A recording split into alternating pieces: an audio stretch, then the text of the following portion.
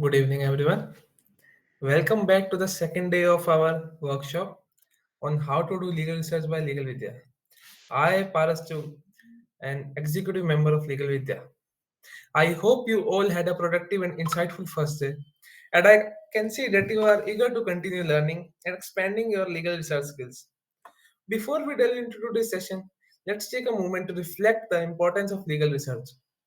In our ever evolving legal landscape, staying informed and up to date is crucial for legal professionals. Effective legal research empowers us to find and analyze relevant important case laws, statutes, acts, regulations, and precedents, enabling us to provide the best possible legal advice and representation to our clients during our law program. Yesterday, we laid the foundation for our journey into legal research, covering essential concepts and search techniques. Today, we are going to cover how to put citations in an article and how to check plagiarism in the article. By the end of this workshop, I am confident you will feel more confident and competent in your ability to conduct legal research very effectively. Legal Vidya has prepared an enlightening program for you, and I encourage you to make the most of this opportunity. Once again, I would like to express our gratitude to Legal Vidya for their dedication and fostering the development of legal professionals.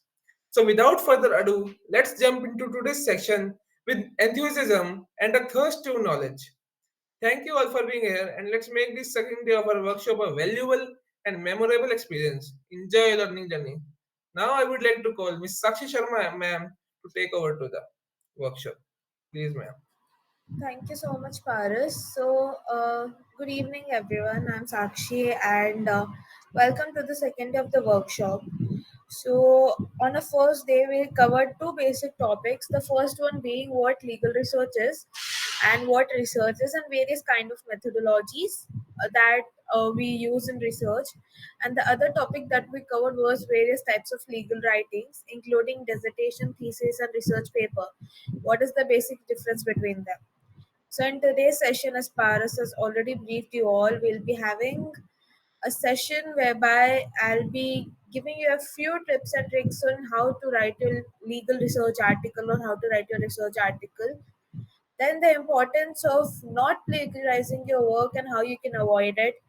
And lastly, we'll be dealing with citations. Without further ado, let's begin the session. I'll be sharing my screen now.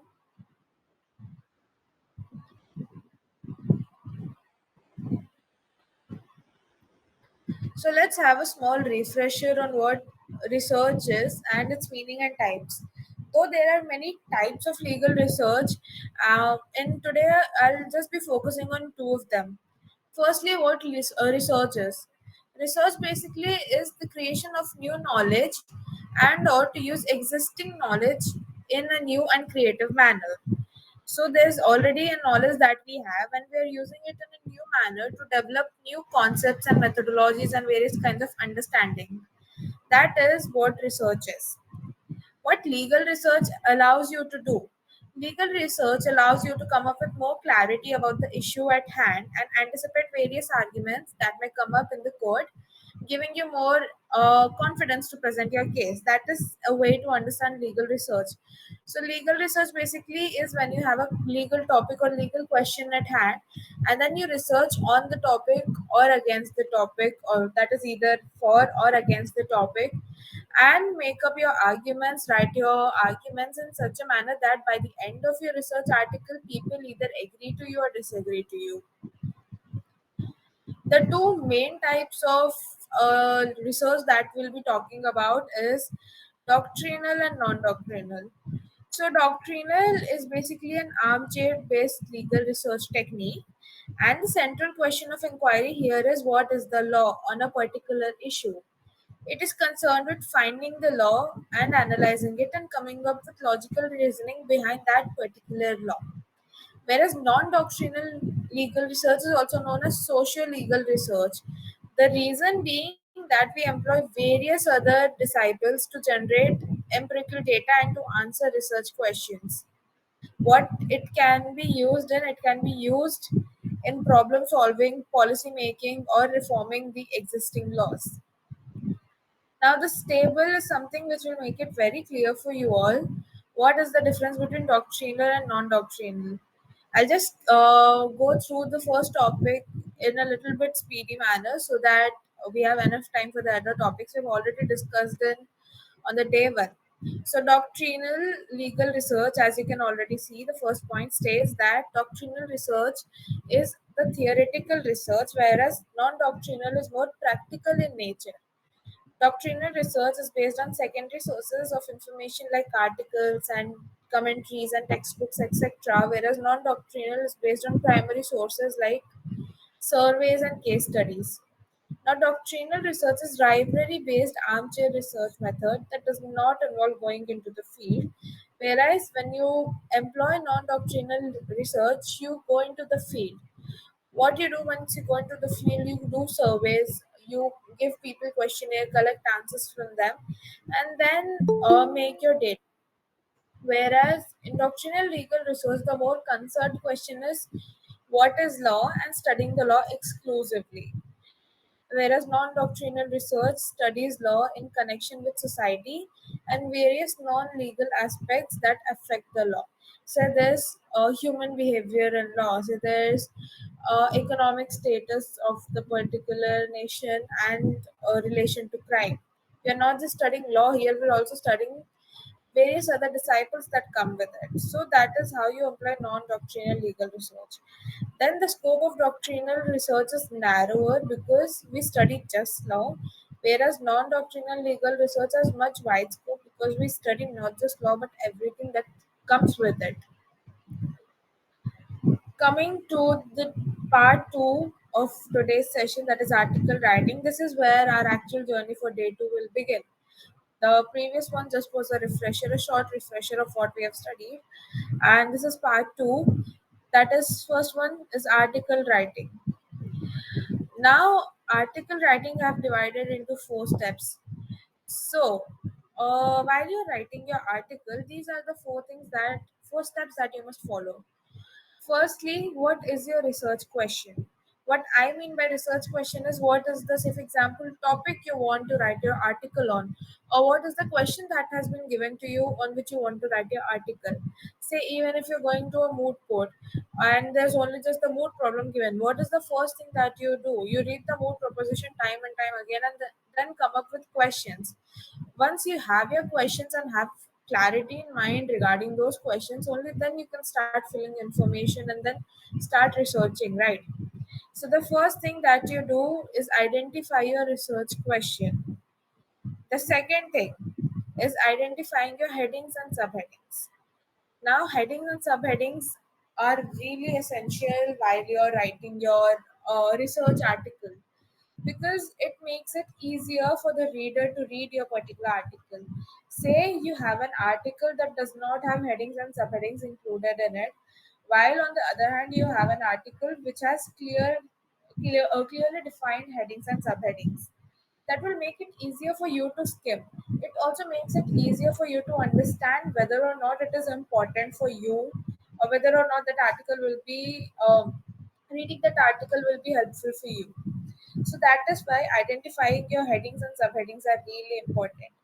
Say I take a research question regarding misuse of my research question or my research topic at hand is misuse of section 498 of IPC. What I'll do is first I'll read on the topic and I'll try to understand what 498A is and what does the topic actually mean? What do I want to explain when I'm talking about misuse of 498A? Now, when I'm thinking of what do I want to explain, I'll come up with headings and subheadings for my research paper. So if you're writing an article on this, your topics or your headings and subheadings might be, firstly you'll obviously have an introduction. Then you can have the historical background of why Section 498A was even included in IPC. Then you can deal with the court cases regarding Section 498A. Then coming to the main part, misuse of 498A. Is it just a concept or is it a reality? Or impact of 498A. And then we can collect data. We can refer to primary and secondary as well sources in the instant case and see whether there actually are so many cases of misuse of 498, or it is just in theory. Is that actually existent or not? And then I'll conclude my research article. So these are some headings and subheadings that you might include in your research paper while you're writing on 498A. Then making a rough and filling in information. Now, once you have identified your headings and subheadings, then make a rough draft of what you want to include in that. Well, while you're identifying your headings and subheadings, obviously you will go through a lot of content. It can be on net, it can be on books, it can be the content available on various journals, it can be articles that you have read, it can be newspaper sightings, or if you have other sources, say for example you have done a survey, you have that as well. So you have all this information. Now, what you'll do is you'll fill that information in your headings and subheadings.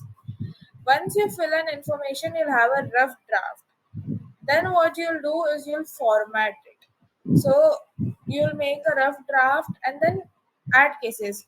Your article will never be complete in one go. Even once you have submitted your article, even then you'll be like, okay, I should have added this as well. I could have added this as well. Oh, this could also be done. That could also be done. So, what you do first is make a rough draft and then build up your article in that. Include more cases, find more cases, do more and more research, and fill your article. And once you have filled your information and you're satisfied that, okay, this is enough information, and now I believe I've covered each and every aspect of, as I was talking, 498A and misuse of 498. I've explained that as well. Then what you do at the end is you revise and edit your article. Revision and editing is something that is really important because while you're writing, you just keep on writing. You do not see whether there's a connection between your first paragraph and second paragraph or third and fourth paragraph. You're just writing. You're just blindly writing and filling in information. It is really important to revise your article and edit your article because many a times there's that connection that is lacking between your articles, and hence the reader does not get so engaged in your article so as to uh, be stuck to your article. Now, even if you are going to an article writing competition and you have written, I said, 10 pages long article, it is a great article. You have done great research. However, there's no connection between the first topic and the second topic, or first heading and second heading. There's no, uh, there's no, your article doesn't talk to the reader.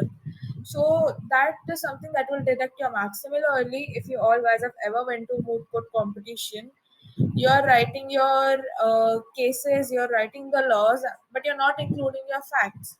Without facts, your moot memorial will be incomplete. So similarly, in a similar manner, while you are writing your research article, um, uh, if you do not include your own ideas, your own words, then there's no way in which you can connect your article. So, uh, revise your article, edit your article as much and leave a gap whereby you can revise and edit your article. So, you're going for an article writing competition, and the date of submission is, say, for example, 10th of October. So, if the date Sorry to of interrupt you, ma'am. Are we changing the slides? no, I'm not right now. Okay.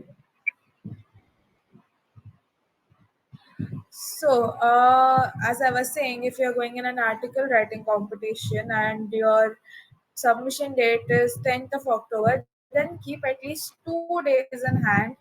So, for example, if registered on 2nd, you have 8-day window. Keep 2 days in your hand so that you can revise and edit your article, because the more you revise, the more you edit, the much better your article will be.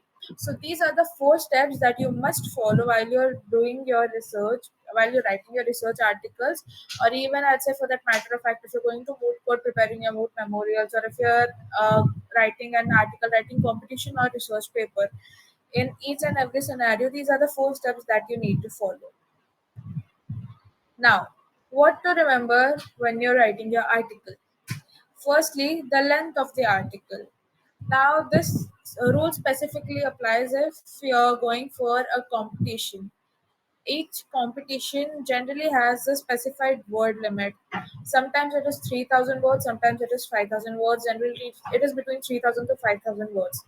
Now, if you choose a topic that is very lengthy and you're not able to complete your article between 3,000 to 5,000 words, your marks will automatically be deducted.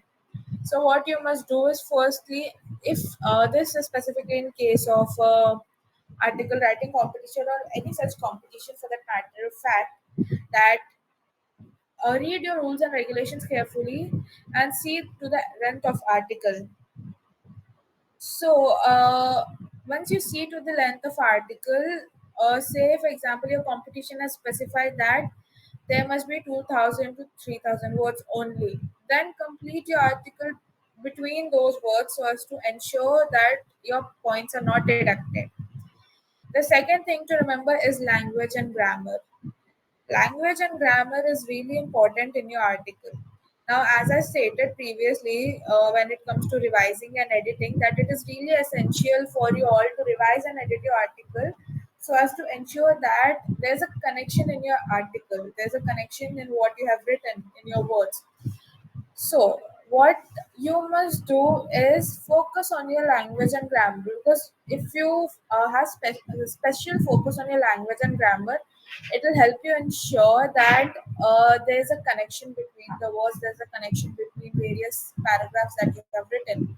Also, language and grammar is really important because no matter how good your research is, if you're not able to explain your words properly, if you're not able to explain your point of view properly, then it's of no use because you'll lose marks automatically.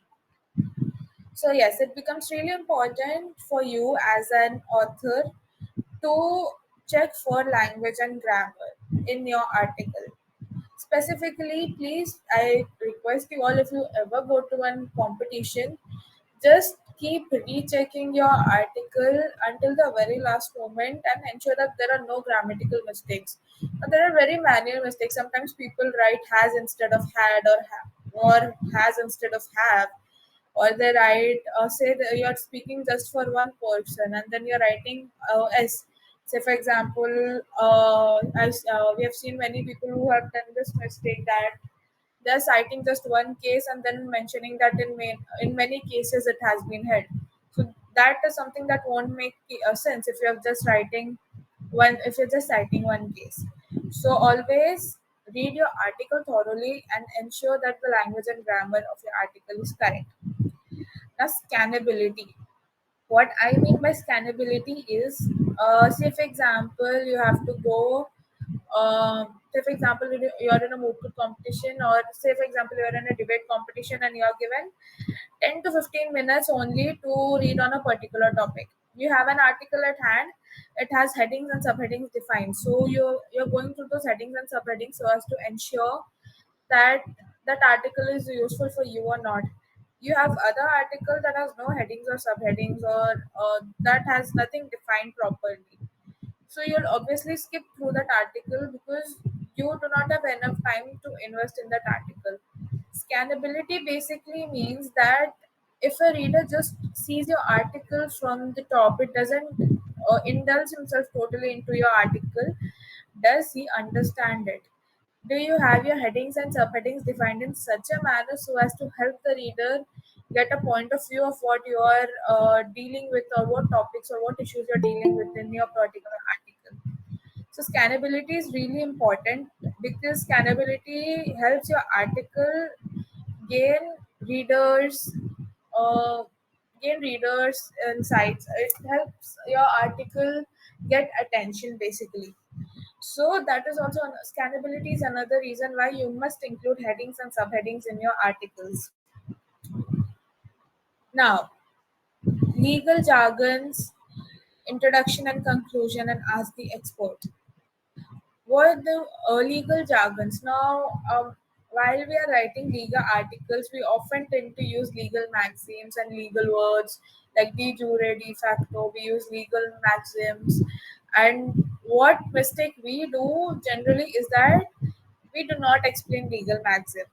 Now, the basic rule of drafting is that you must draft in such a way that the person who is sitting in front of you, even if he's a layman, that is, even if he's someone who has no idea of the law relating to the particular subject, once he reads your article, he's able to understand what you want to explain. So, to make sure that even a layman understands your article, you must explain the legal jargons, and your article must not be complicated. Do not go for fancy English words or fancy Latin terms. Do not think that including hundreds of Latin terms will make your article go from 0 to 100. No, that's not the case. Even if you use minimal jargons and minimal complicated language, even that can make you a winner in an article writing competition. It is just on uh, how you deliver your article and how much clarity is there in your arguments.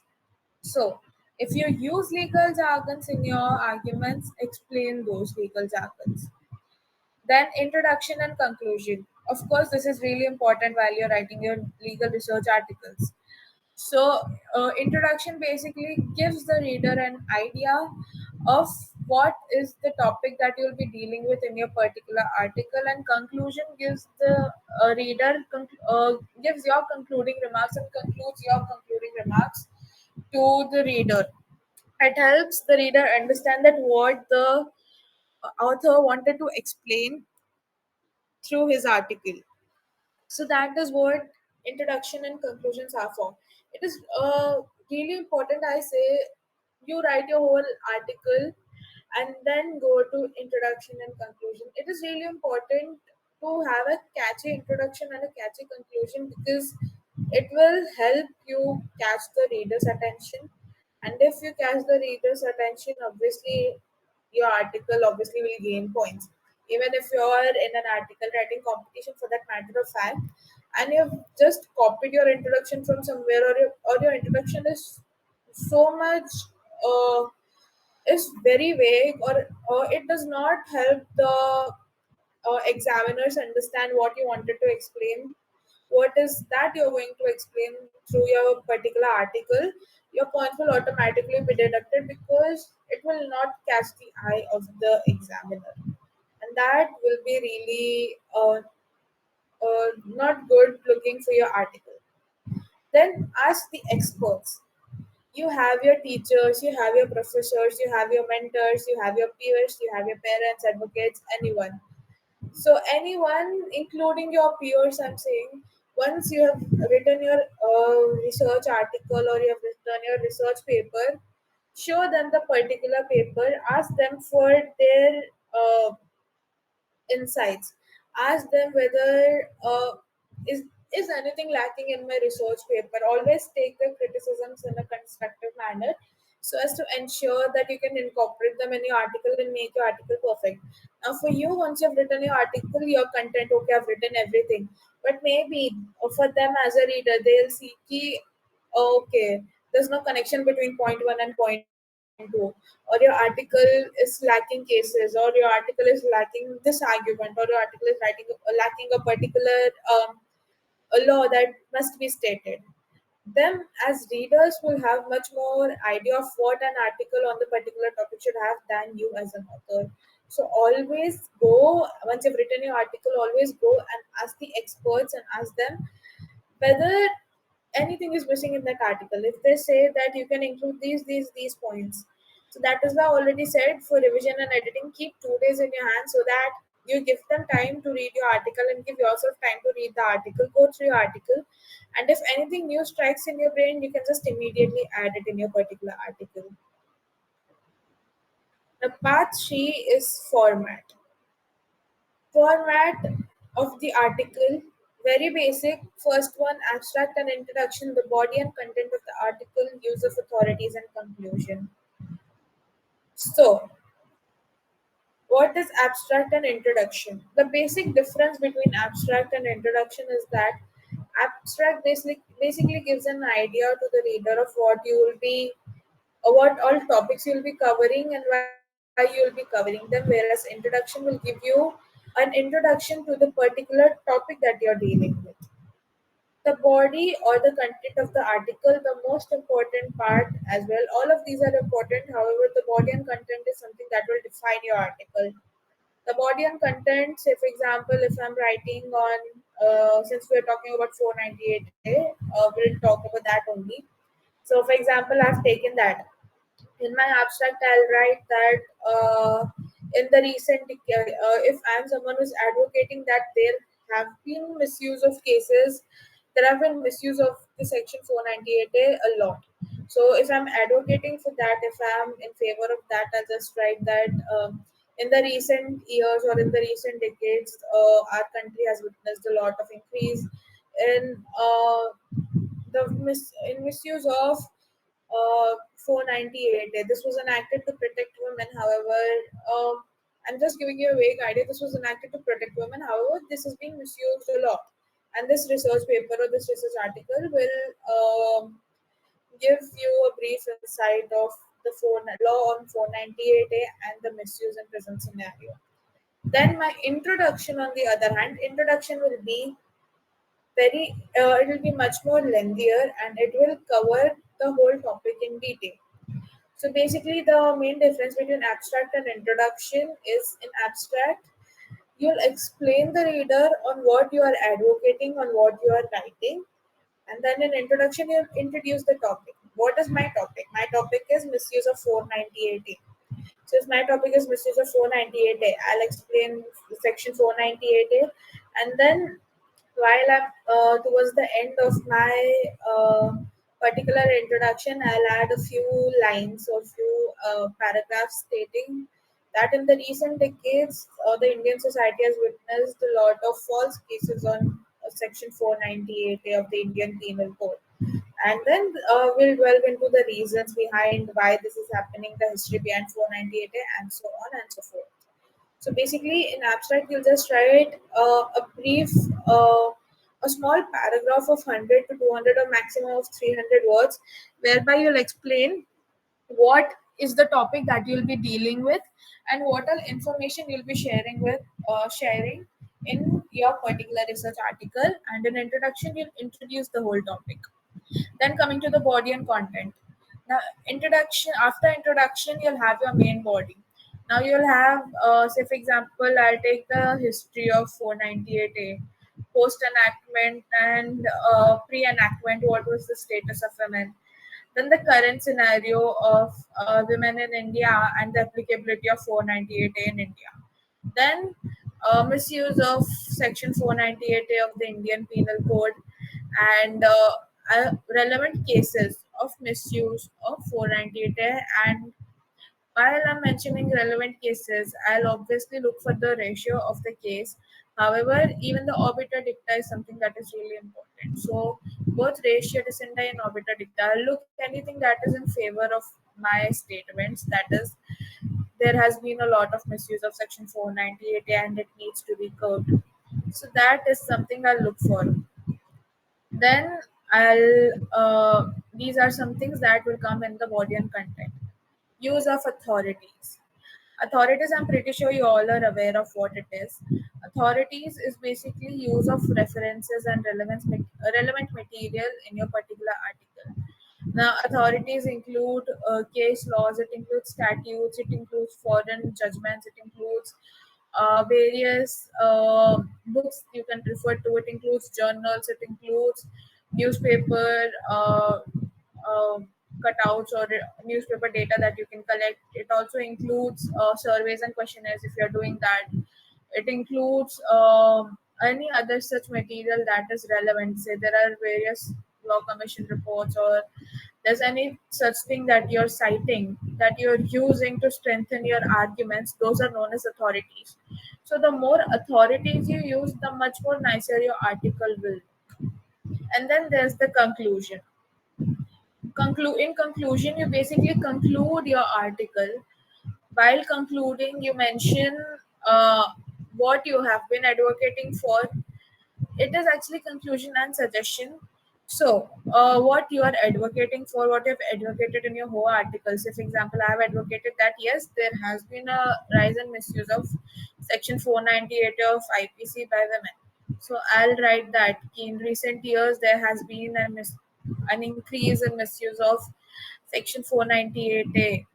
Then I'll write, then I'll advocate more further on it. I'll include more facts and more data on it. And then if I have any suggestions on what can be done, say there needs to be an amendment whereby on filing such fake cases, the person who's filing them shall be punished with so and so with, or will be liable to so and so fine. Or if I'm using or I can also include a few reasons for why these fake cases have increased. And basically, a conclusion will be of around 500 to 600 words if you're writing a research article, and it can be more also depending upon if there is anything specified in the competition that you're going in. So, in conclusion, basically, you'll conclude your whole article. Whatever you have written from abstracts to the body of the content and to your authorities, whatever you're trying to advocate by writing them, that you'll conclude in this one paragraph of 500 to 600 words. It can be more also. I've already stated that, but you'll conclude it, and the conclusion will help a reader understand that what the particular author wanted to convey through his whole article. Introduction will, the difference again I'll state, abstract will basically introduce your topic, the whole what you'll be covering and what you'll be explaining in your topic. Introduction will introduce your topic. The body or the content of the article is where you'll fill in your information. Say for example, you'll fill in historical background, you'll fill in the present scenarios, you'll fill in cases. That is the body of, that will be known as the body of the content. Then you'll have authorities. Authorities are basically the cases that you use, the relevant materials that you cite to advocate for your particular argument. And then the conclusion. Now, this is something that you similarly use in your moot court as well.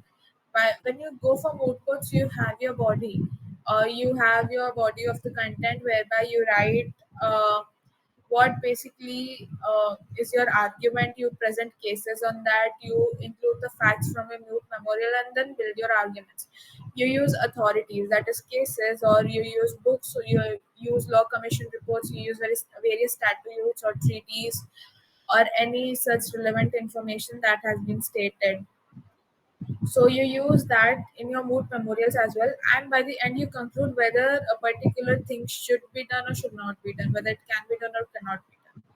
So this similar format is followed everywhere, and this is the basic format of article writing. Now coming to the formatting. Formatting basically helps your article look much more better. So what are included in formatting? So first there's the body and footnotes. So in the body, if anything is not specifically specified by your mood problem or by the article writing competition that you're going in, what you'll do is you'll use Times New Roman 12 as your body font, and then you'll use Times New Roman 10 for the font of, in your footnotes. This is something that is generally used by everyone, and this is the most uniform type of formatting that most of the articles contain. Then use proper citations and uniformity. What I mean by uniformity is, say for example, you're using Roman numerals, then keep using Roman numerals. If you're using mathematical numbers 1, 2, 3, 4, then use 1, 2, 3, 4. If you're using ABCDs, use ABCDs.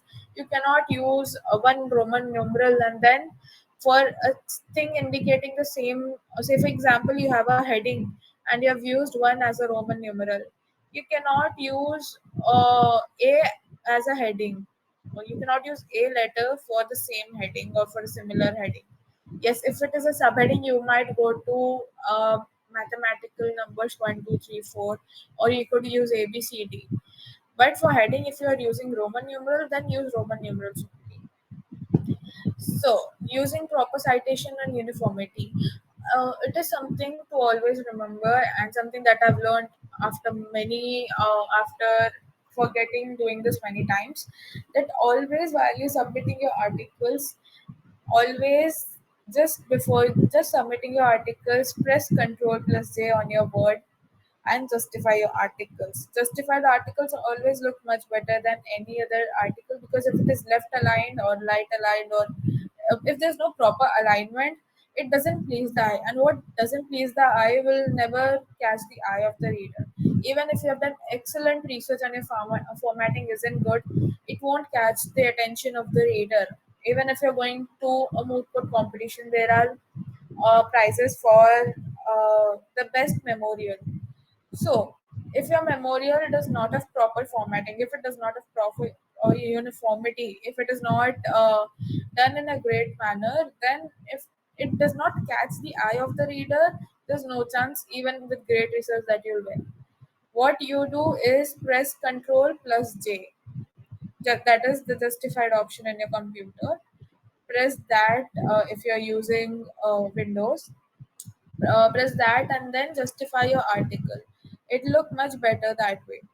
Use proper fonts. Use uniformity is something that is really important while you're doing that. While you're submitting your articles, either for research articles, or either for an article writing competition, or even if you're going in moot courts.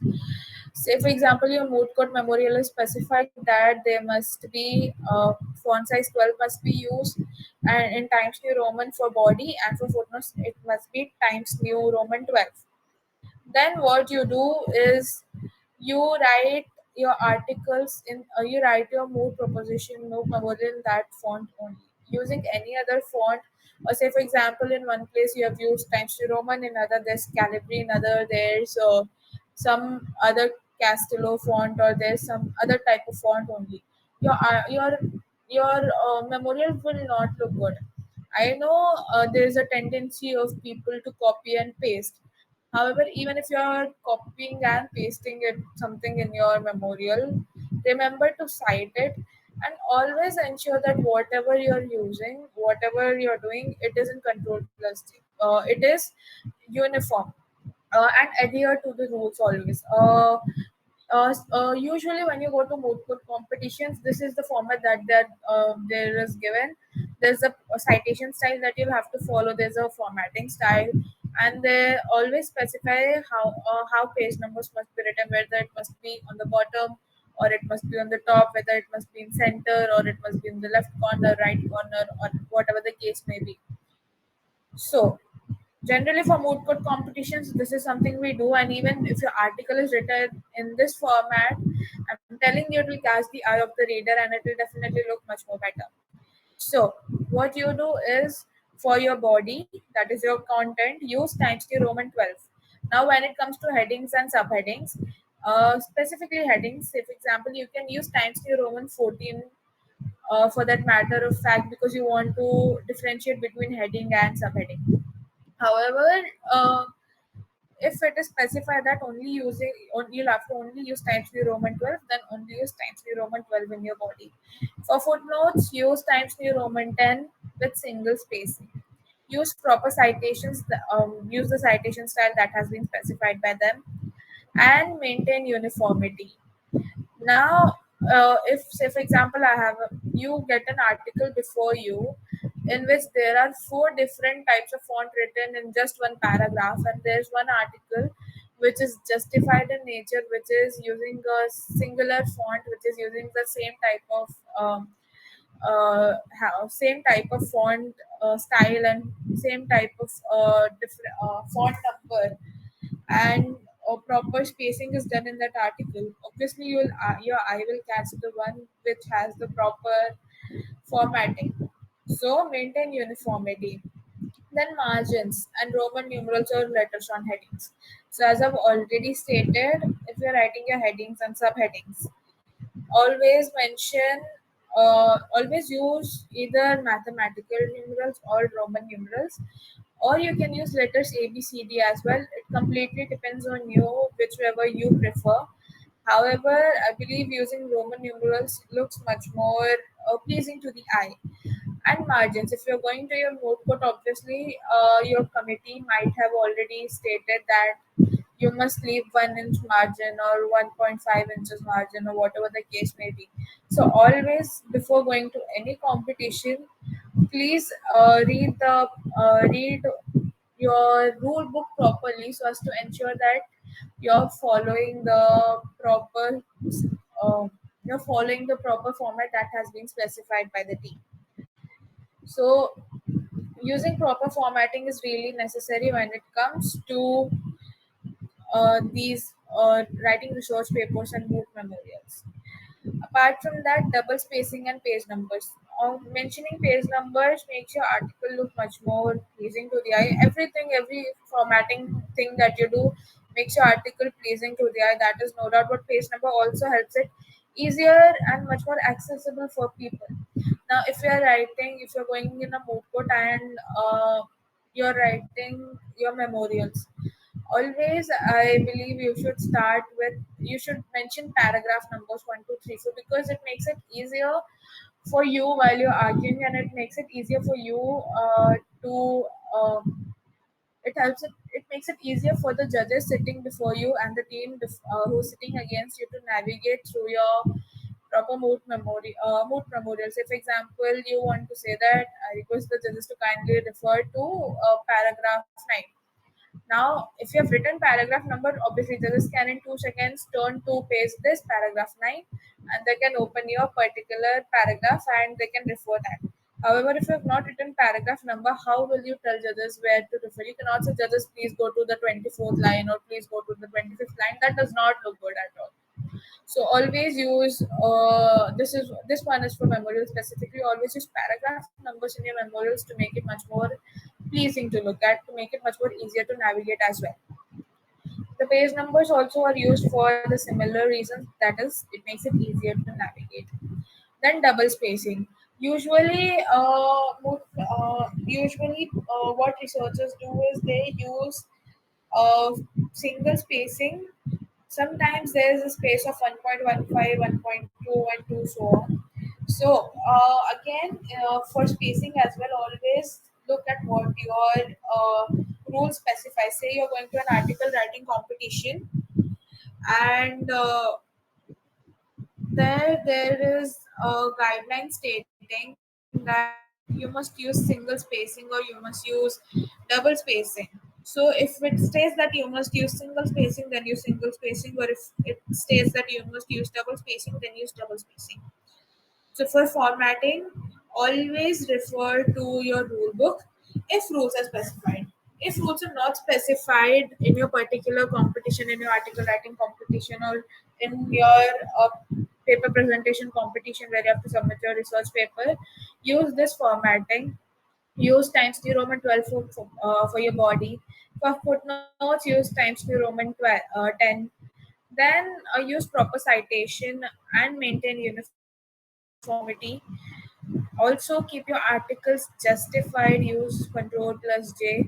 Then, if you want people to catch attention of a particular thing, then make it in bold or in italics. Or if it is something that is really important, or if it is an issue that you're dealing with, then make it bold. Use margins. You make borders always. It makes article much more prettier to look at, as I'd say. Use Roman numerals or letters for your headings. Then for headings, for your subheadings, you can use whatever you like. So, for example, I've used one Roman numeral one for my heading, and then for my subheading, I can use 1.1, and then subheading will be 1.1.1, and so on. If I have the heading 2, then I'll use Roman numeral for second heading, and in that, if there are subpoints, I'll use 1.2.1, 2.1.1, and so on and so forth. Then spacing and page numbers, always ensure that you use spacing and page numbers in a proper manner so as to ensure that your article looks pleasing to the eye. So this was the first part of today's session. Uh, I believe let's take a 5 minute break and then we'll come back after 5 minutes and go to the most important part, which will include plagiarism, what plagiarism is, and how you can stop your articles from being plagiarized, and how you can avoid plagiarism, and citations. These both topics are really close to each other, so we'll be dealing with them together. So let's take a 5 minute break and meet by I'd say 5:55. Is that okay, team?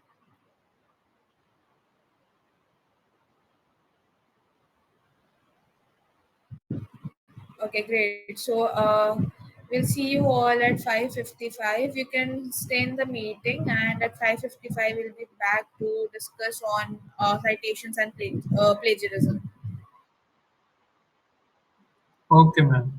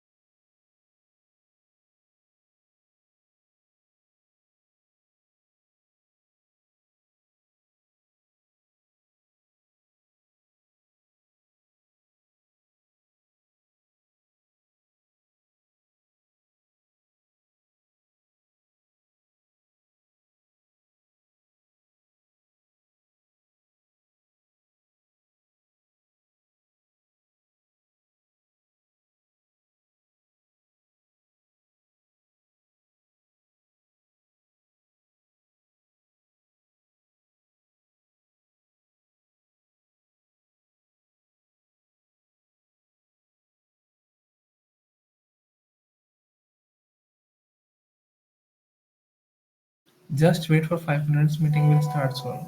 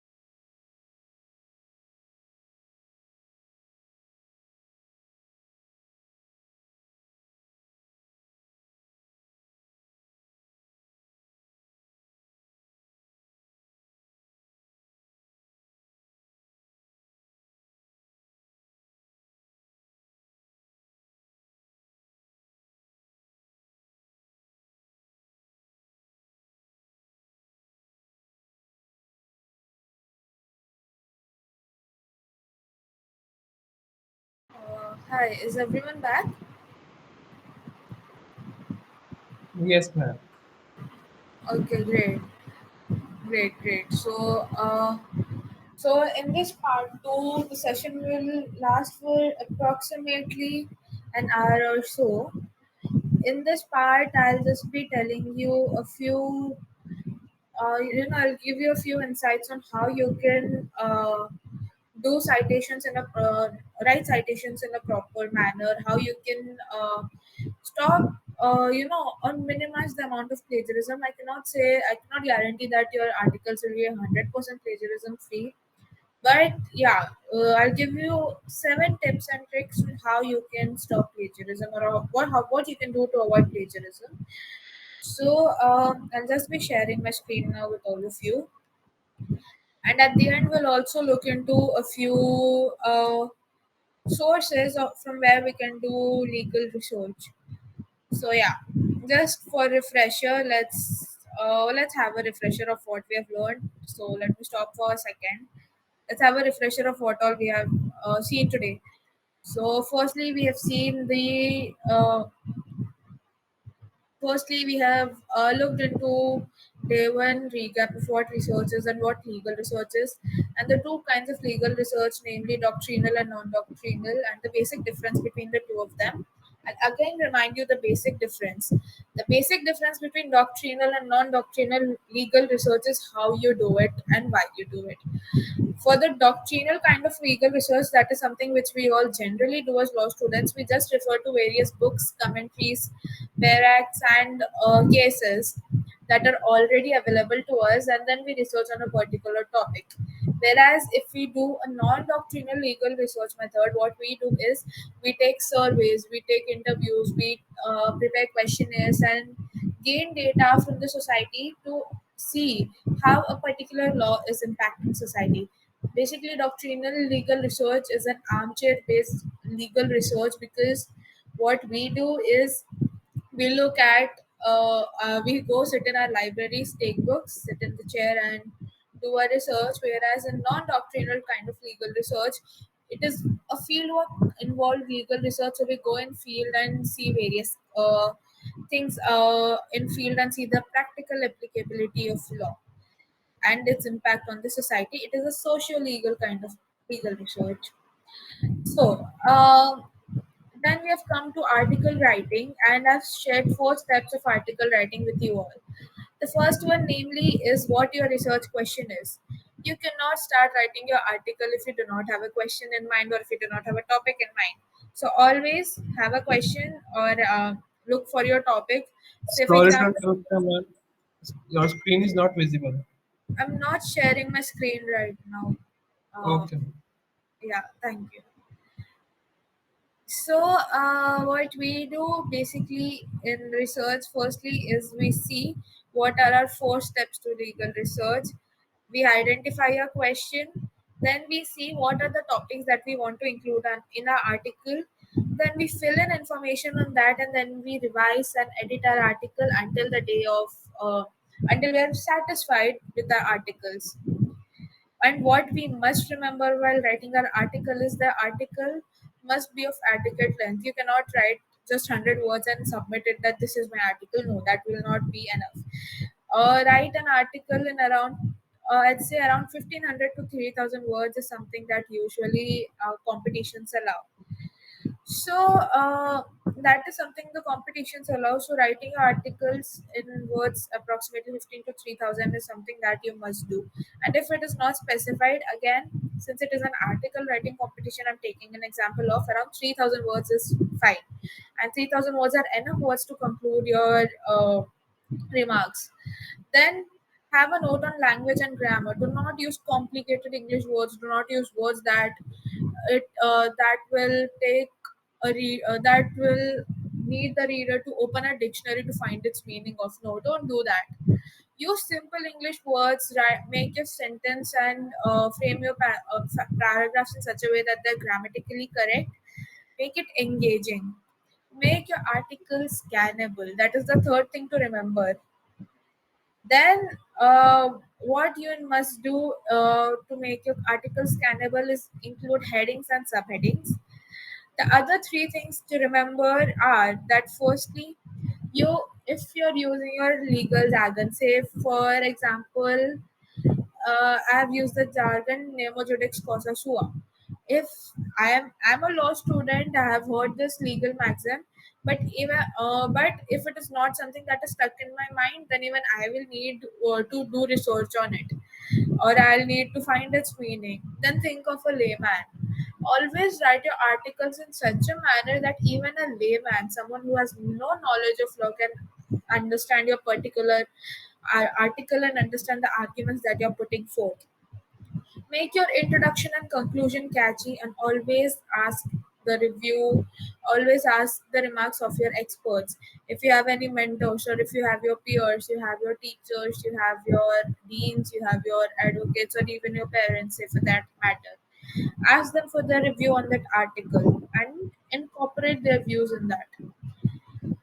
As for the format, that was the third thing that we discussed today. Your first thing that you'll mention is an abstract and an introduction. Believe there's a question in the chat box. I don't know if it is clear to you or not yet, but again, I'll tell you the basic difference between abstract and introduction. So, an abstract basically provides the reader with a clear description of what your research study is or what your research article is and its result. That is what you will be dealing with and what you'll be concluding with because of in this research paper. And this a reader gets an idea of just by reading your abstract. It does not read the whole research paper for that. So an abstract is important because uh, it an abstract is usually of somewhere around 100 to 300 words, and in those 300 words you mention of the topic that you will be dealing with and the question you will be answering.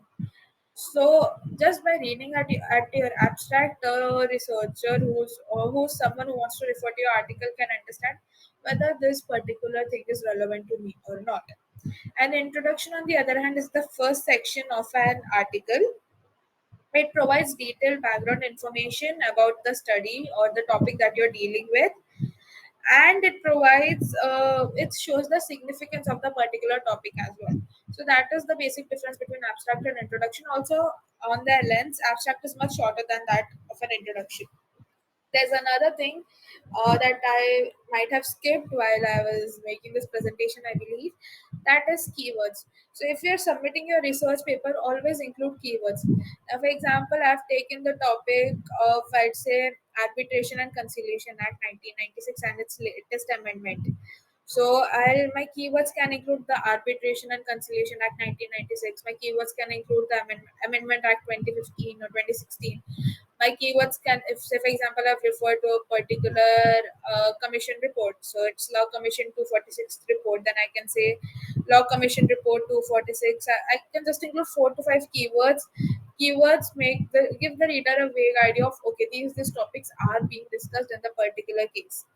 Then there's the body and content of the article, which is the main portion of your article whereby you fill in your information and provide your ideas to the reader.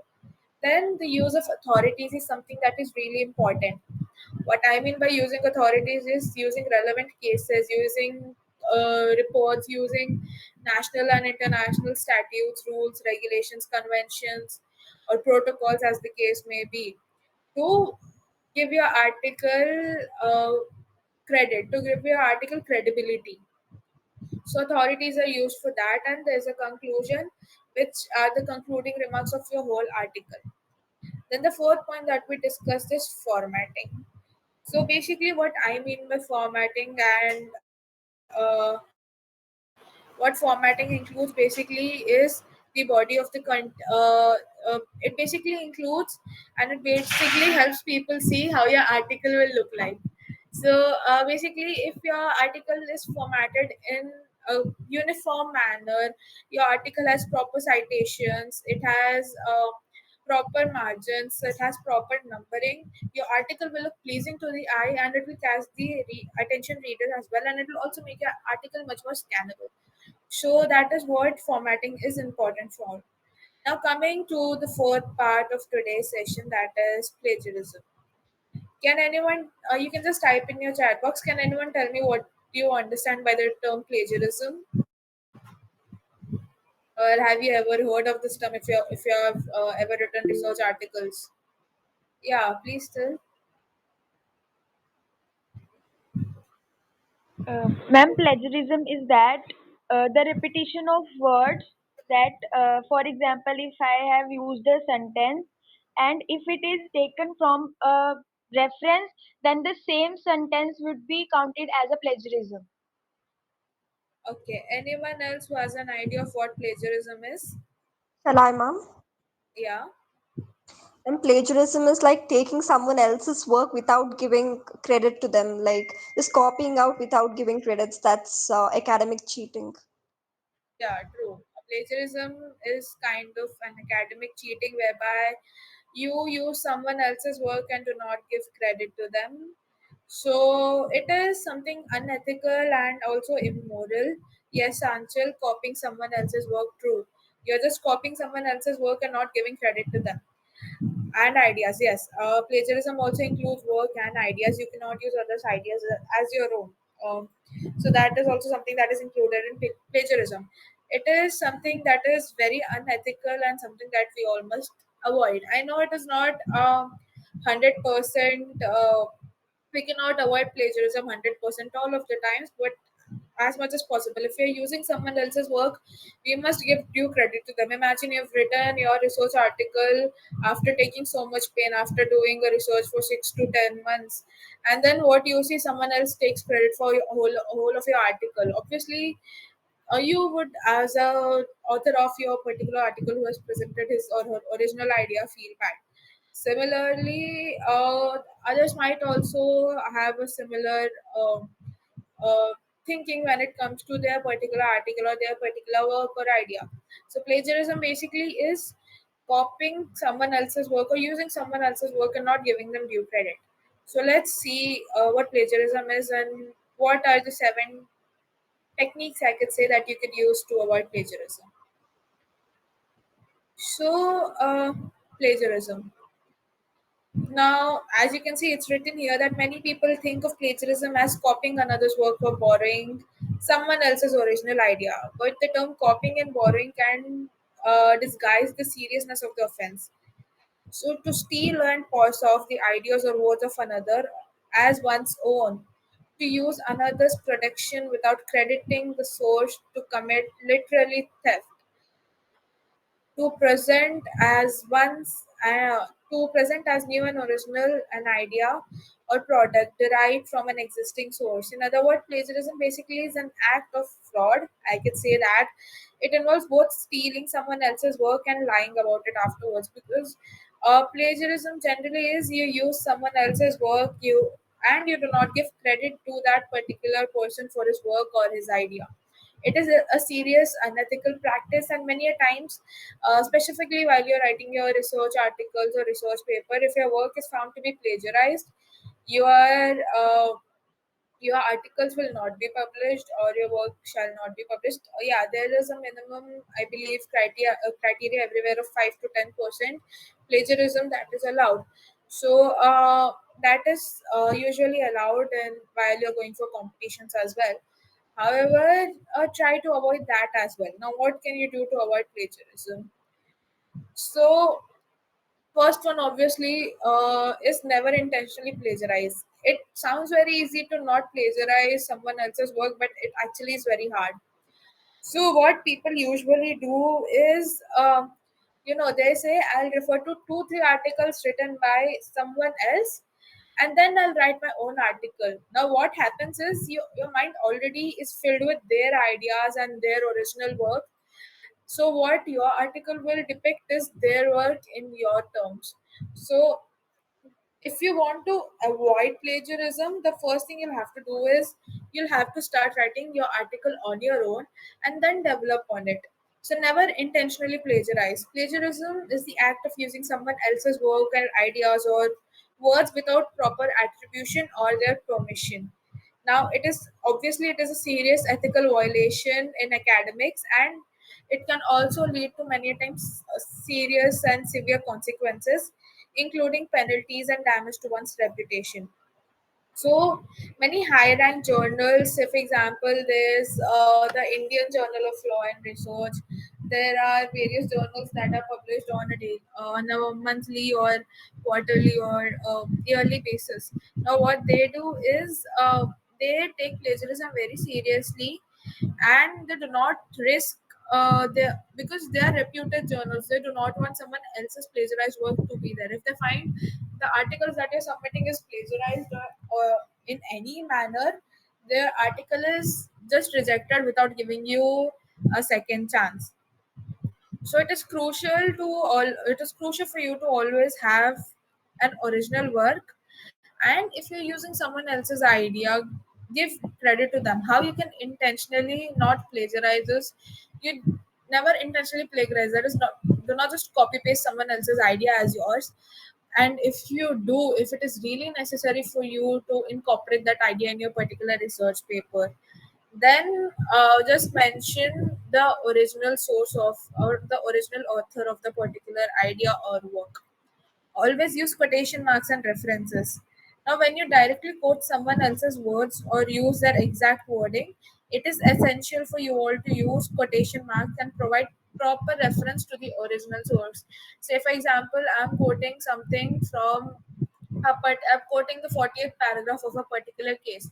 What I'll do is I'll always use quotation marks in that, and then give reference to the original case.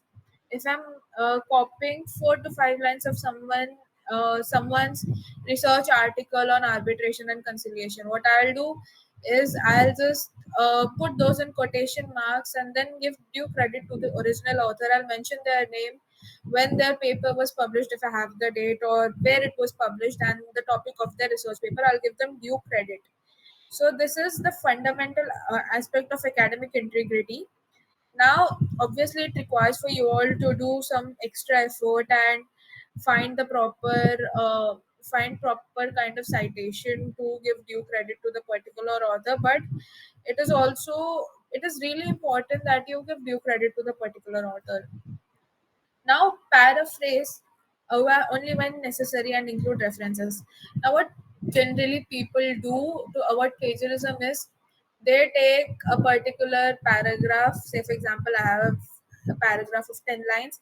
They paraphrase it and they think, okay, now this is my own idea and I do not need to quote the original author. No, do not do this.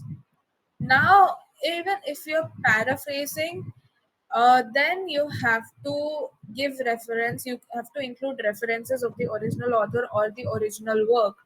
You cannot aim to just twist the words or jumble the words here and there and then think that this is my original idea and I can get away with it.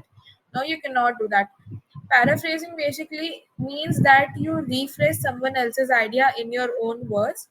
However, even if you paraphrase, it is crucial to include proper references and the original source of the idea.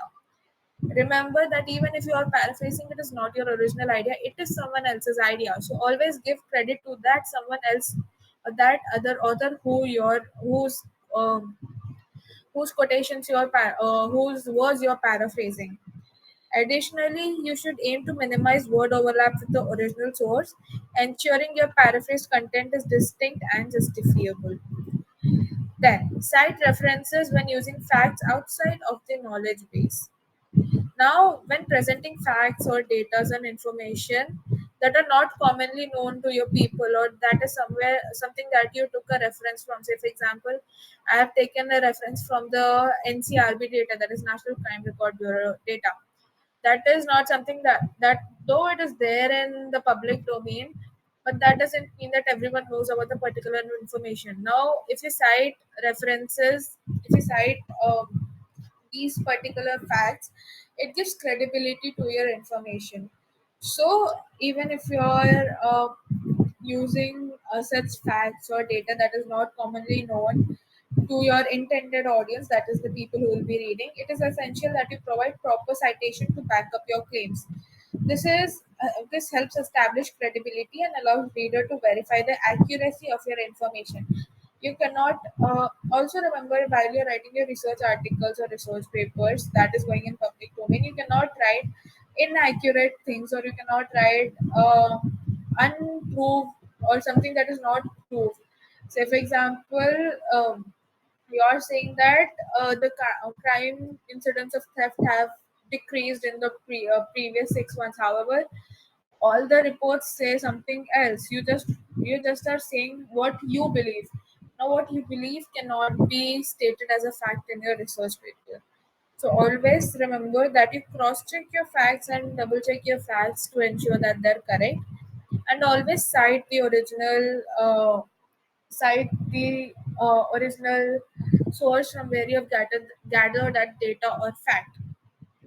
Copy phrases with special caution for non-native speakers. Now, if you're someone a non-native English speaker, I mean, if you're someone who's a non-native English speaker, many of us might not have English as a first language even in our school. So if you're someone who's non-native English speaker, you should be especially cautious when using phrases and sentences from published work.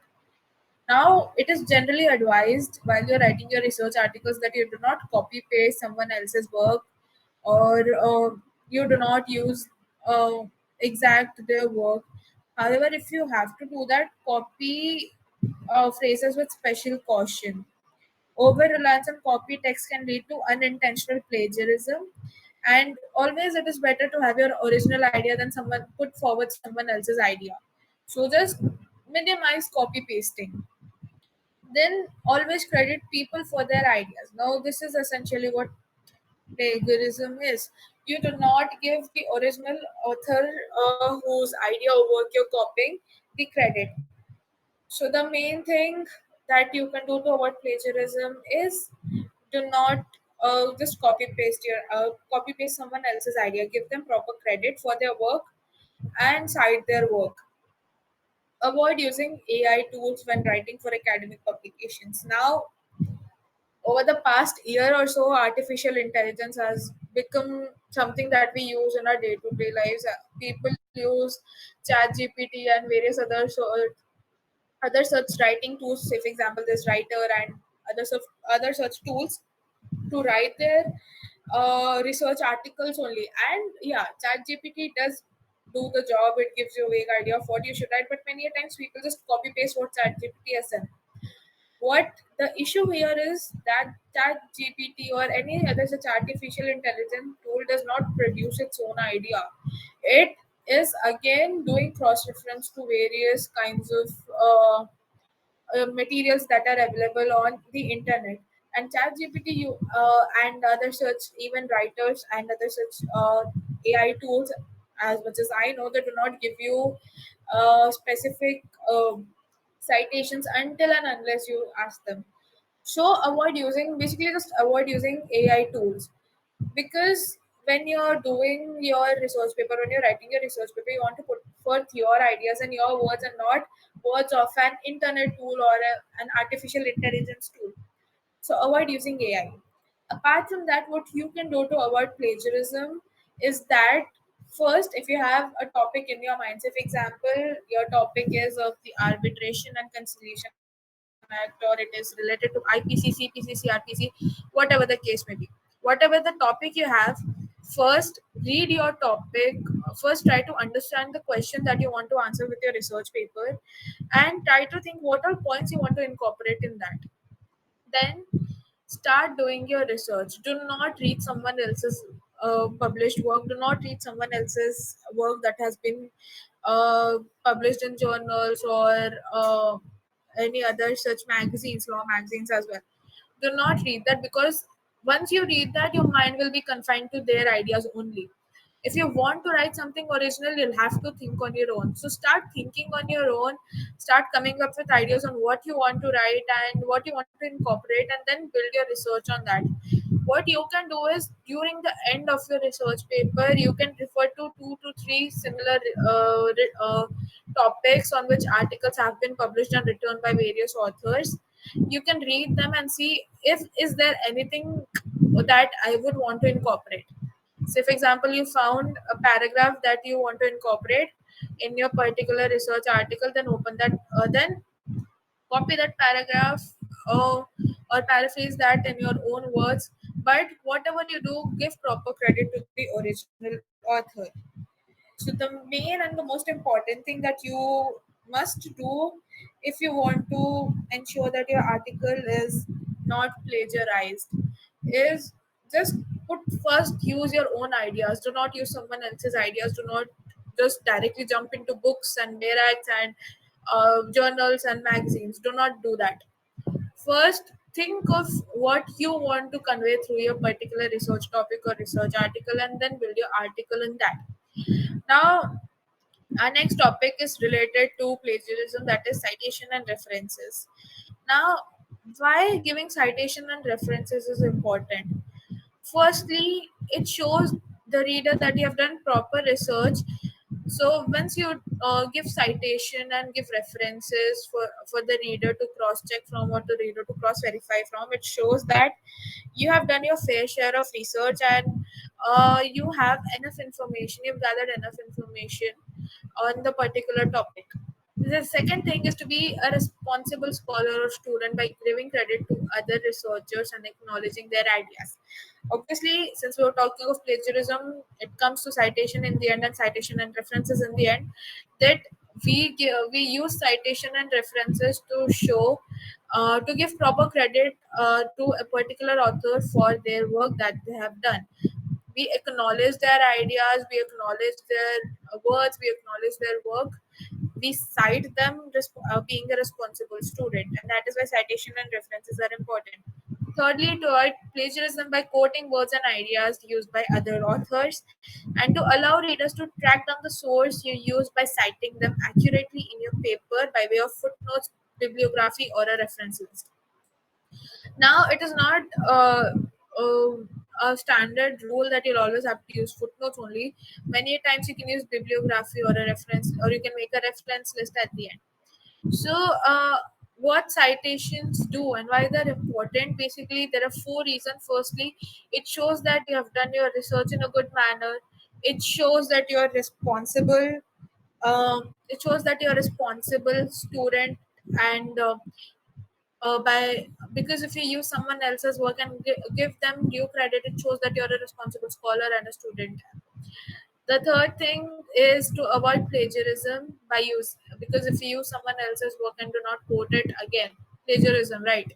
So to avoid that, and fourthly, to allow your readers, or to allow your whoever is judging your particular article, for that matter of fact, track down the original source and see whether the information you have presented is accurate or not. Now, what you must cite: facts, figures, ideas, or any information that is not in common knowledge. Now, it is in common knowledge that the earth is round. This is something that I will not cite in my research paper. However, say for example, we are talking of the NCRB data of how much crime against women has increased from the year 2018 to 2022, or what are the facts and figures relating to that. I'm I'm talking of the NCRB data, so I'll cite that. Then, ideas, words, theories, or exact language of another author or another person used in any other publication must also be cited. Then publication that must be cited include books chapters, article, web pages, thesis, dissertation, research papers, what you have written, anything, any other person's exact words that you're quoted. All of the above mentioned things must be cited. There are various types of citation style. There's ILI citation, there's APA citation, MLA citation, and the Harvard Blue Book citation. Now, all these citation style are used for various things. Now, if you usually write something related to, I'd say, literature and literature, you usually use APA and MLA. While it comes to us, while we are talking about, since we are all are law students and dealing with the legal aspect, ILI, SILC, Harvard Blue Book are three very commonly used legal citation styles. Now, in this PPT, in this presentation, I'll show you what Harvard Blue Book citation style is as per the 20th edition. Now, these are some things that are given under the 20th edition of the Harvard Blue Book for law students specifically. So, if you're citing a book, what you will mention is if there is a volume of book. Now, books generally have many volumes. Some books might not have volumes or editions, others might have volumes or editions. If it has the volume number, then mention the volume number.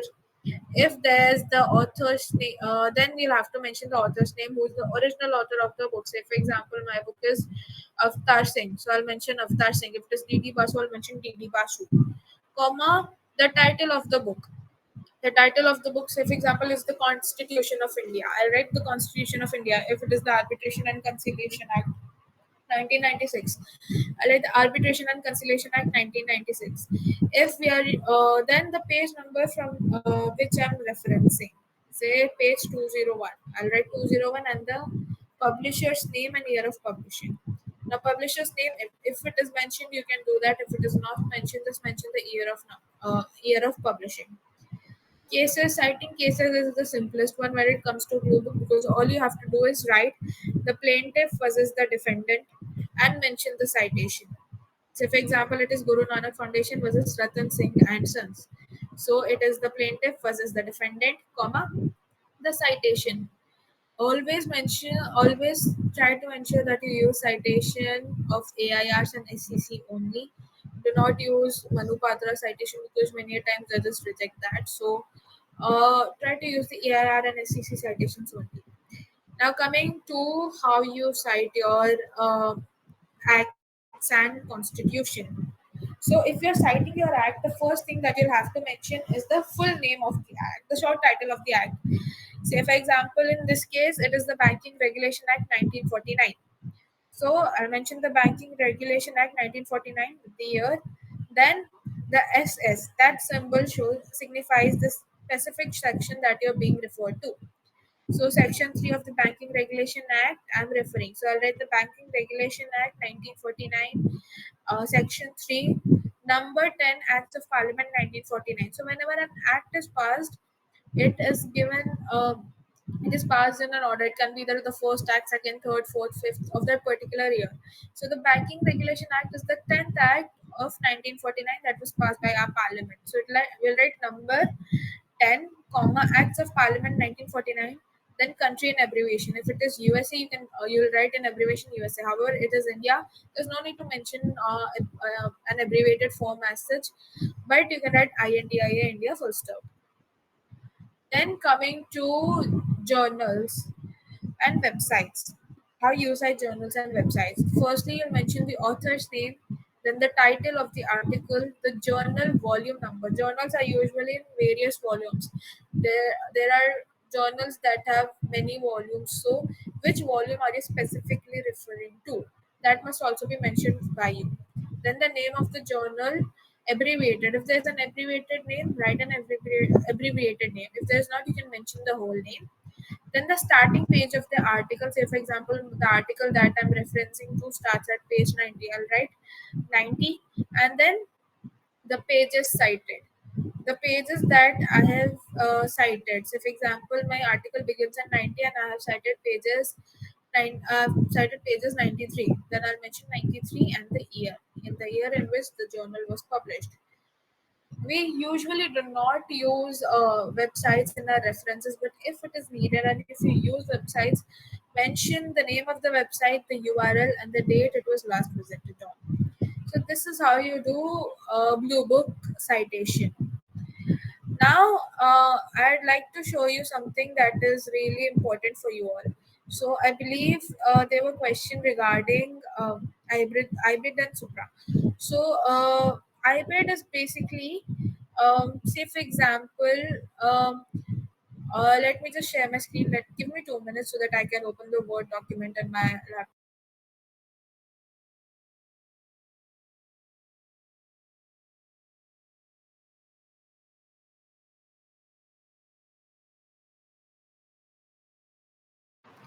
Okay. So, say for example, let me share my screen.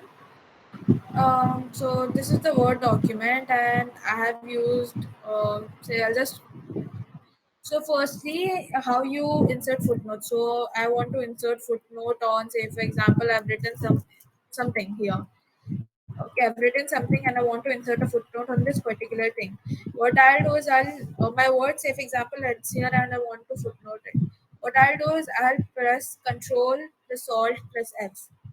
It's and that's how footnotes are generated. You can also go to references and then type insert footnote. That can be done, but the shortcut key is generally what is used by all of us. That is Control plus Alt plus F. So let me insert just a few more footnotes here. Okay. Now, for example, here I've cited the case X versus Y, and I've mentioned here AIR 2011 SCC 41. So, for example, this is the case that I've cited on first. Now, my second citation also refers to something that is being said in that case. What I'll do is I'll write ID, or in as you said, IBIT. So IBIT is used when you want to refer something that is just cited above. So IBIT 2. So IBIT. So IBIT means that for my second footnote, you have to refer to the first one. What is the first one? X versus Y. AIR 2011 SCC 41. That is what IBIT is used for. Now, say for example, I have 100 more words in between, and this is my fourth citation. Now, in fourth citation, again, I've referred to this case that is X versus Y, AIR 2011, SCC 411. What I'll use is I'll use Supra. I'll write here Supra and 1. What it means is that for my fourth citation, you have to refer to my first citation, that is X versus Y AAR 2011. The only difference between IBID and Supra is the gap between them. IBID is used when you want to refer to something that is just stated above, and Supra is used when you want to use something that is just stated. That is just state that has been already stated above. Now, there's something that I want you all to learn. So, while you go to I'd say you go for internships in the Supreme Court, or even if you want to do research for that particular matter, you always think, okay, from where should I get my original case? What can I do to get my original case? So, for that, um, if, say, for example, you have the citation of the case, or for example, you have the case number, then what you do is first go to your uh, laptop and type the Supreme Court website. I'm giving you an example of Supreme Court. So this is the Supreme Court website. And say for example, I have a case that I want to search on. I have a case's diary number. Now, as you can see here, there's the column of case status. Click on case status. Now you can see you can search the cases by case number, or by party name, or by AOR, that is the advocate on records name, or by the court or tribunal, or free text, or diary number. The diary number is usually given before the assignment of a specific case number. So, for example, I have a diary number. Let's say I'll just write a diary number 38392 of 2023. Let's see if we have this case or not. So 2223, you'll just enter your captcha, and if this is a valid case, you will get here the case. So this is the case that is available at diary number 38392 of 2023. K. Govinda Swamy versus the Director General of Police. Now, what you can do is here you can see there is an interrogatory applications. You can see what all applications have been filed and stuff and so on. You can also see if this case has ever gone to any court prior to it. Yeah, it shows that the earlier code that can be seen in the earlier code details. Now let's search a case by its case number. So cases can be of various types. There can be special leave. There can be civil appeal, criminal appeal, writ petition, transferred case, original suit. There's a DRC, that is the test. You can see there are many types of case as you can see here. So whatever the case is. So for example, I have the case of SLP civil, that is a special leave petition that is civil in nature. I have the case of 12256 of say I have the year as well 2019. Then I type 5970. This is the captcha, and as you can see, this is the case Kartar Singh versus Punjab State. Now, in this case, you can see who all have been the parties of the case, who are the respondents, who are the petitioners, who are the advocates, and if you want to download the judgments and order, if the court has, if that particular case has judgment and order, it will be shown here. This case specifically does not, so let me search for a case that does have a judgment and order. Let's see, 12556 of 2019, 4536. If I have this case number, and here's the case, you can also see the what has happened in the case, whether it is pending, it is disposed. So this specific case is disposed. The case is State of Haryana versus Vidya Sagar Agrawal. Who were the advocates? You can see here there's the respondent advocate, the petitioner's advocate, who the petitioners were, who the respondents were, and what is the matter related to.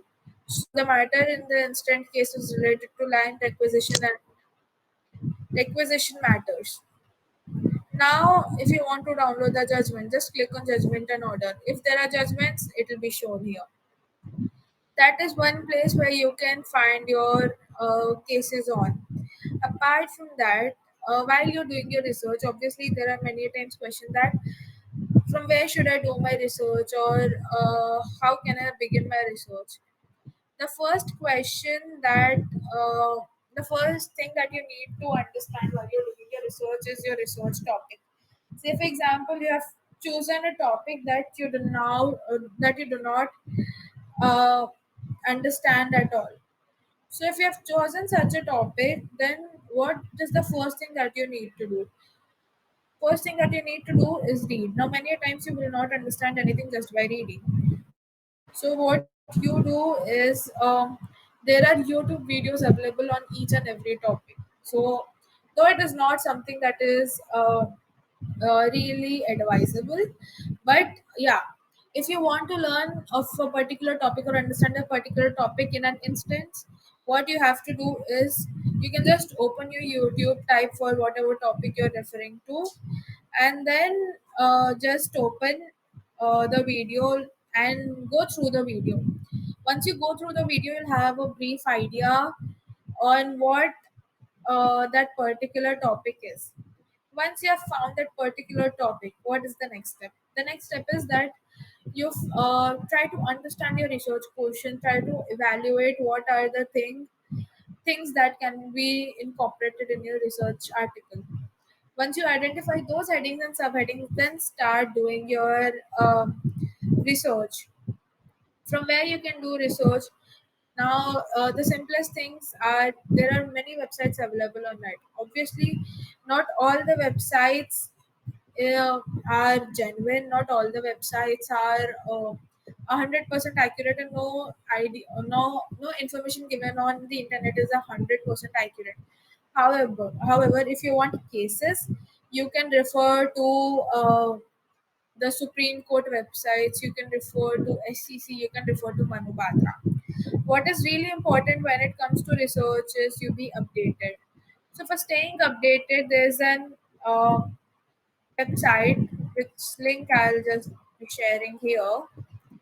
As you can see, this website. Now, if you all have joined even from your phones, I request you all to click on the particular link and tell me what do you all see. If it is from laptop, well and good. If it is from phone, I've just shared the link. Tell me what you all see when you open the website.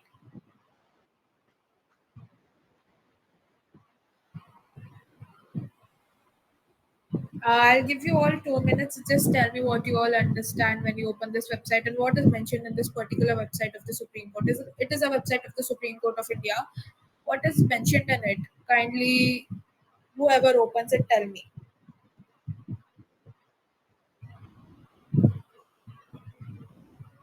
So, yeah, I have opened it here as well for you all.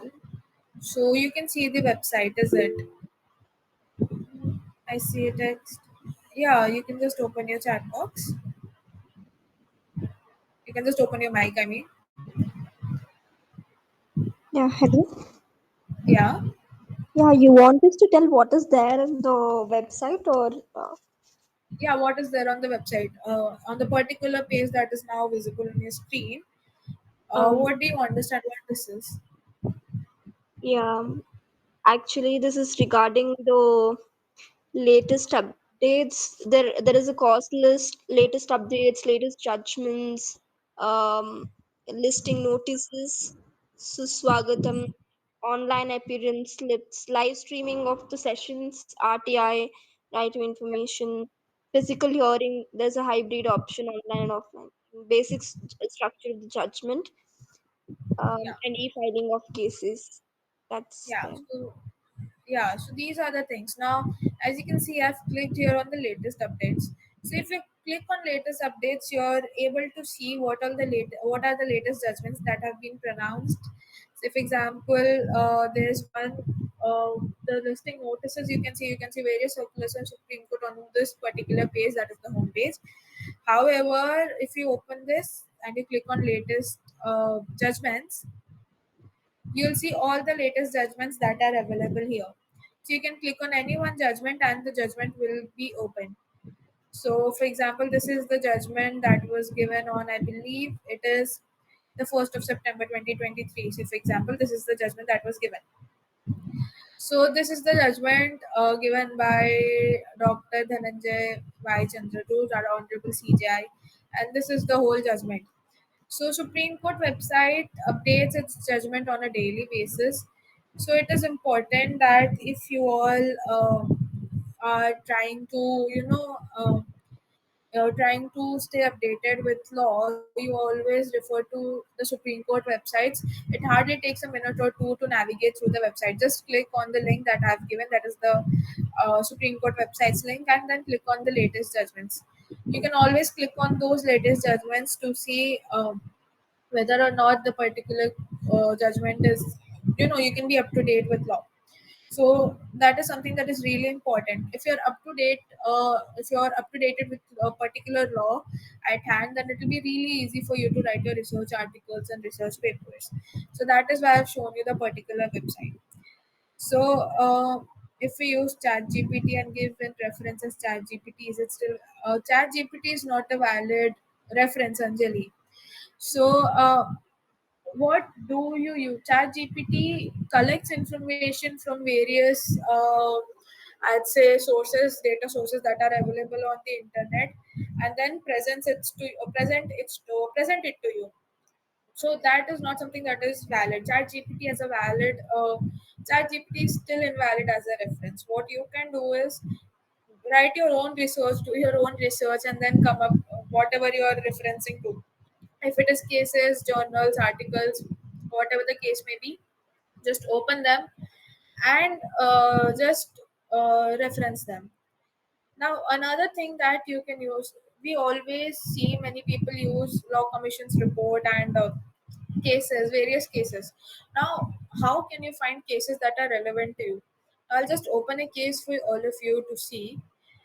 Now, can someone tell me if my screen is visible? Yes, ma'am, it's visible. Okay, great. So this is the judgment that we have. Say, for example, here's the judgment of the High Court in Delhi, and the case is Union of India versus Reliance Industries Limited. Now, the case is related to an arbitration matter. Say, for example, I am researching on an arbitration matter and I need cases, and I'm not able to get many new cases. And I've just found this judgment, and I believe this might be helpful. Let's see how this is helpful. Now, first, you can see this is how the councils have argued, and what all they've done is given in this particular judgment. But what also is given is reference to various other cases. Now, Mr. Salve, as you can see in 12th paragraph, it states that he contended that the aforesaid issue is no longer res integra and stands daily, whatever, and he explained the Supreme Court judgment. Now, he has referred to a case HRD Corporation versus Gale India Limited. Now, this, say for example, I want to write on Section 12 of the Arbitration and Conciliation Act, and I found this judgment. I found Union of India versus Reliance, in which I found a judgment relevant to mine. That is the 12th paragraph of the judgment of HRD Corporation versus Gale. I can reference that from here as well. So it is really important that if you find any case relating to your particular case, or any other cases, that was one. They have conflict of interest. This is also something that is relevant for me, I can say. So I can use that as well. For example, Bharat Broadband Network Limited versus United Telecom Limited. Now, what does it say? That a person becomes ineligible to appointed as an arbitrator, and the person against whom a justifiable doubt may exist was again recognized and reiterated. So if I want to write something related to these particular two lines, I can refer to BBNL versus Telecom United Telecom Limited. And the great thing about the particular judgments given is that they also give citation numbers, so you do not have to do the headache of finding citations again. They give the paragraphs as has been quoted in those previous judgments. You can quote the paragraph from word to word. As you can see, I've just underlined something that is relevant to me. For example, in the 14th paragraph, say for these lines are relevant to me, I can just copy paste it from here and then mention BBNL versus United Telecom Limited 2019 case. There are various other cases that are mentioned here. Say, for example, NHAI versus KK Sareen. There's Alcove India Limited versus Oriental Structure Engineer Limited. Then there's the Sharma Enterprises. In cases also, there's reference to many cases. So if you find even one relevant case that is relevant to you, say for example, I've found the case of Union of India versus Reliance. It is important while you're writing your research paper, research articles, and your research, even while you're just researching on a topic, you go through the whole of the judgment, because when you go through the whole of the judgment, you'll find various other things that are relevant to you as well. So, yeah. So that is something that you all can refer to. Now, the websites that you can refer to. Manupatra is a website that you can refer to.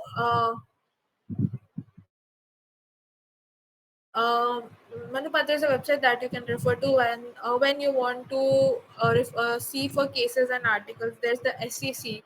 Uh, then there's the official Supreme Court website that you can refer to. Apart from that, I believe you all might have heard of the website JSTOR. That is also something that you all can refer to while you're writing your research paper and research articles. See, paraphrasing is different from plagiarizing. However, if you paraphrase something, and if you're paraphrasing someone else's words, it is advisable that you give proper credit to the particular author or the particular source that from wherever you're paraphrasing, because it gives credibility. If anything is not of your original idea, and you're even if you're paraphrasing it, if you're quoting it word to word, or if you're copy pasting it word to word, just give credit to the original authors. uh, yeah, so once we end the session, as I've already stated in the first day, that will give uh, I'll give a word document whereby all these tips and tricks, and even these things, the Supreme Court websites and stuff will be mentioned in that. So We'll share the Word document with you by tomorrow, and there you can refer to these website links. So, yeah, again, I've stated about the website. Footnotes is something that you mentioned before. Look, say, for example, a citation is a quotation from or a reference from a book, and basically, a footnote is a piece of information printed at the bottom of the page. Footnote basically, you write it on the bottom of the page. You press Control Alt F, and then you insert your footnote. Citation is basically it's just the same thing. It refers to a reference that you're giving. Both of them are a referencing style. So that is the citation and footnote. If we paraphrase, I hope I have stated the answer to that. So, yeah, again, if you just want the website's name now only, use Manupatra, use Supreme Court SCC, that is SCC online, that is available. The article written there are amazing. They have the judgments, the relevant extract of the judgments as well, so you can use that. I'm still, I'm sorry, but using Manupatra and SCC online, I will have to take a whole another session because that will be a really big topic. So, if any one of you else is interested, just share that information with us, and we'll try to conduct a session on that. And as for now, there's a little bit of time constraint, and I'm really sorry for that. However, in the document that we share, we'll be sharing, how you can use Manupatra and SCC. So the shortcut for inserting footnotes. The shortcut for inserting footnotes is Control CTRL plus ALT plus F.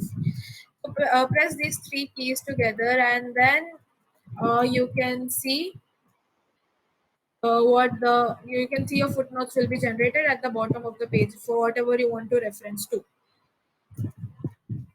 Uh, about a session on what's that? Conduct a session on how to make moot memorials. We'll definitely try to do that. So,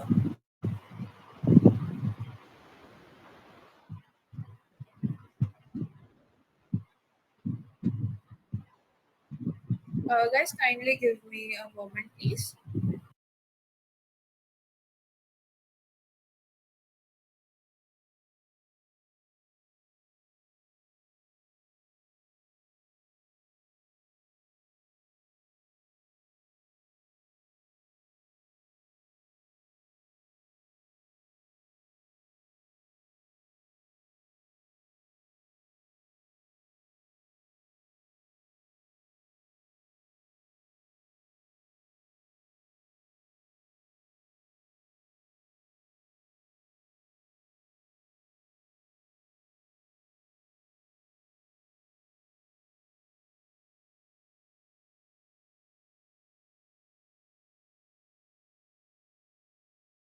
Yeah, I'm sorry for the delay.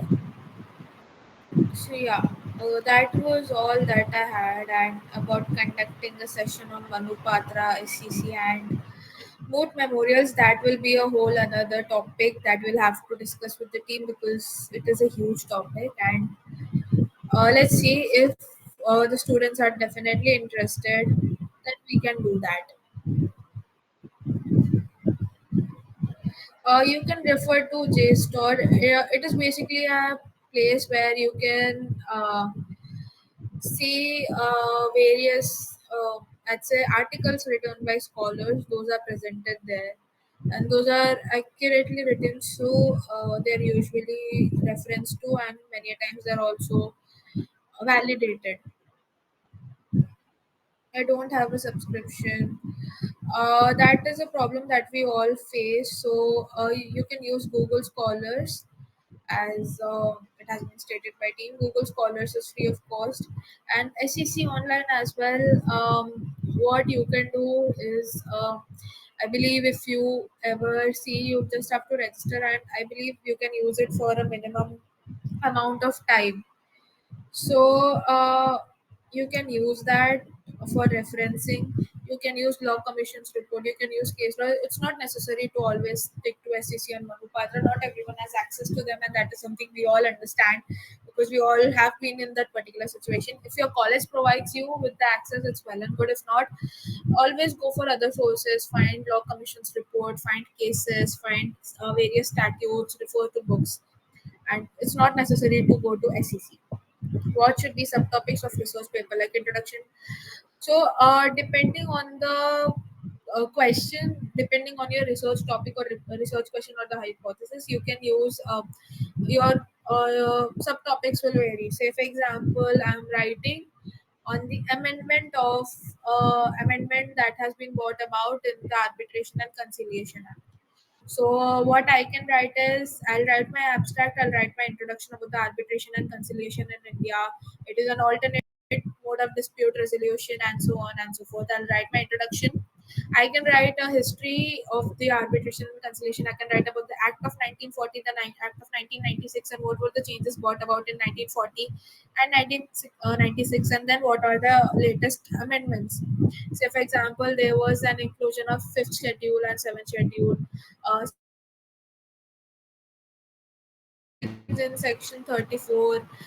There was a change in how foreign awards can be enforced in India. So that is one of the article. Article 15 amendment has brought about various changes in the arbitration and conciliation in India, and how it is going to impact the people of India. So that is how your subtopics can be for a topic such as for arbitration and conciliation.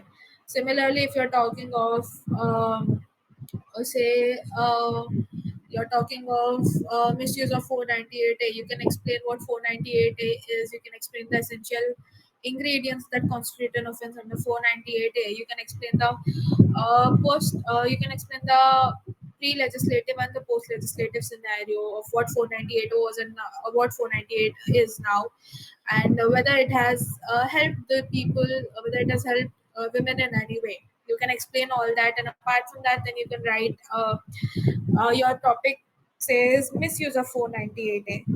So just write misuse of 498A and refer to case laws, the obiter dictas, and ratios that were given by the judges in various judgments. So that is what 498A is. So that is how, and then write a conclusion of whether or not there has been a chance. Uh, Wherever you can apply for an internship at the mail ID, it has been mentioned in our website. It is just let me type it here for you all. It is internship.legal@gmail.com. So this is the website. If you want to apply for an internship, you can do that. And yeah, I definitely hope to see you all as our interns because we all do take sessions on how you can improve your legal writing and stuff like that. So if anyone is interested, please do that. So guys, so that was it from my side. Thank you for joining this 2 day session on legal research and legal writing. I hope you all have learned something today and in this past 2 days. If I have allotted with a task like writing a case comment, you can just visit the you if you are given a task, then first find out what is the citation, refer to the original case, read the original case, then draw up the arguments given by the petitioner and the respondent, or the appellant and respondent, as the case may be. Write the judgment of the case in your own words and then conclude it. That is how you write a case comment. So yeah, that will be from my side, guys. And thank you so much, you all, for joining this session. And I really hope to having you all. It was really great to have an audience like you all here. Thank you so much, everyone. I hope you all have a good day ahead. Thank you. Over to you, Paris. Thank you, Sakshi ma'am. Today, I have the distinct privilege and pleasure of standing before you in this remarkable 2 day workshop, which is organized by the Legal Vidya. First and foremost, our deepest appreciation goes to entire legal Vidya team, the driving force behind this enlightening workshop. Your dedication to advancing legal education and awareness is truly commendable, and this event stands as a testament to your wavering commitment. To our esteemed speaker, your participation has been the heart and soul of this workshop. Your expertise, insights, and willingness to share your knowledge have been instrumental in making this event a resounding success. We are genuinely grateful for your contributions. A special note of thanks to our participants who have actively engaged in discussions, posed thought provoking questions, and enriched this workshop with their presence.